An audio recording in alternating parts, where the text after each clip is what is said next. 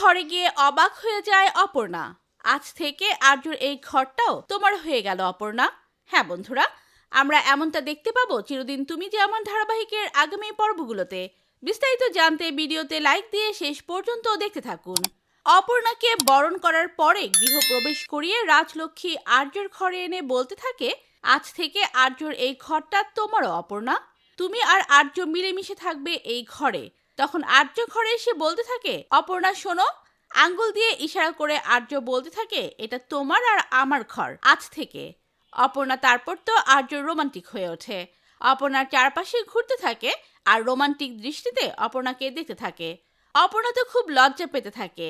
অপর্ণা একটু মুচকি হেসে মুখটা সরিয়ে নেয় আর্যর থেকে। কিন্তু আর্য তো আরো রোমান্টিক হয়ে ওঠে অপর্ণাকে এত কাছাকাছি পেয়ে। বিয়ের পরে অপর্ণাকে কাছে পেয়ে আর্য আরো রোমান্টিক হতে চায়। তো বন্ধুরা, আর্য অপর্ণার তো অবশেষে এক হলো।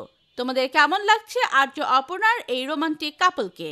আমাদের সবার প্রিয় আর্যকে তোমাদের কতটা ভালো লাগে?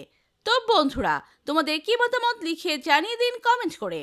পরবর্তী আপডেট সবার আগে পেতে সাবস্ক্রাইব করুন আমাদের চ্যানেলটি। ধন্যবাদ।